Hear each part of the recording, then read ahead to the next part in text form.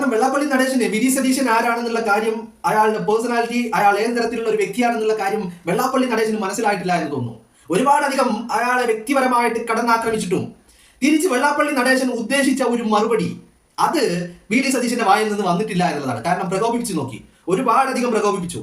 എന്നിട്ടും V D Satheesan തന്റെ stand, തന്റെ നിലപാടുകൾ, മറുപടികൾ അദ്ദേഹം കൃത്യമായി നൽകിയെങ്കിലും വെള്ളാപ്പള്ളി നടേശന്റെ മനസ്സ് എന്താണോ ആഗ്രഹിച്ചത് ആ ഒരു അവസ്ഥയിലേക്ക് വി ഡി സതീശൻ എത്തിച്ചേർന്നില്ല എന്നുള്ളതാണ്.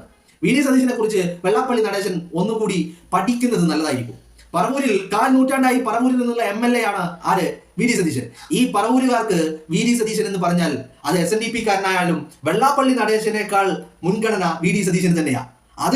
അതുകൊണ്ടാണ് ഞാൻ പറഞ്ഞത് വെള്ളാപ്പള്ളി നടേശൻ വി ഡി സതീശനെ ഒന്നുകൂടി പഠിക്കുന്നത് നല്ലതായിരിക്കും. കാരണം ഇപ്പൊ മാസങ്ങളായിട്ട്, കുറച്ച് കാലങ്ങളായിട്ട് ഈ വെള്ളാപ്പള്ളി നടേശൻ വി ഡി സതീശനെ ഇങ്ങനെ പ്രകോപിപ്പിച്ച് വ്യക്തിഹത്യകൾ നടത്തി, അദ്ദേഹത്തെ വ്യക്തിപരമായി അധിക്ഷേപിച്ച്, അദ്ദേഹത്തെ വായിൽ നിന്ന് എന്തെങ്കിലും ഒന്ന് പാർലമെന്ററി അല്ലാത്ത രീതിയിൽ അദ്ദേഹം മറ്റെന്തെങ്കിലും തരത്തിൽ ഒരു അധിക്ഷേപവുമായിട്ട് മുന്നോട്ട് വരുമെന്നാണ് വെള്ളാപ്പള്ളി നടേശൻ കരുതിയത്. എന്നാൽ ഈ വെള്ളാപ്പള്ളിയുടെ ഈ അധിക്ഷേപങ്ങൾക്കൊക്കെയും വി ഡി സതീശൻ മറുപടി പറഞ്ഞിട്ടുമുണ്ട്.